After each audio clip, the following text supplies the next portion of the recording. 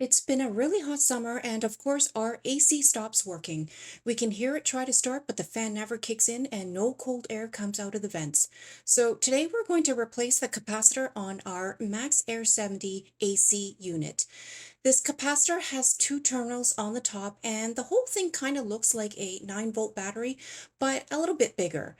And the model number is CBB65A. Our first step is to go to the panel and use the keypad to turn off the AC. Next, we're going to our electrical panel to shut off the power going to the air handler unit.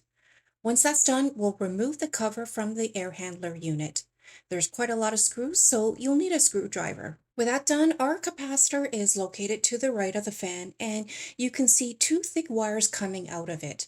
We'll go ahead and slide the rubber hat up, which is currently protecting the two terminals on the top.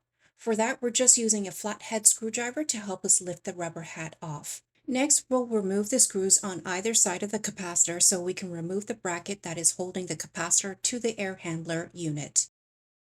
Now we'll take the capacitor and slide the rubber hat up to expose the two terminals. So we're just taking note of the wiring and the positioning of them.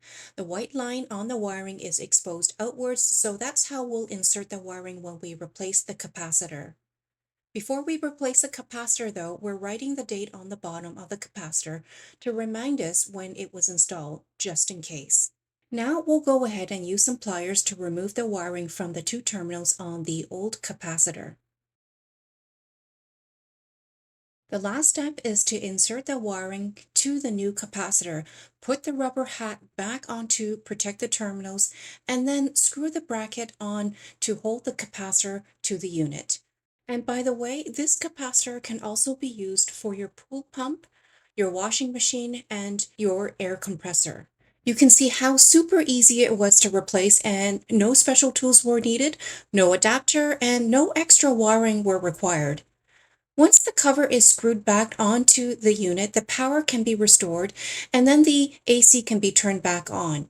It has been a week or more since we installed this capacitor, and our AC has been humming along very nicely every single day. It only took 10 minutes to replace the capacitor, and now everyone in the house is happy and cool as can be.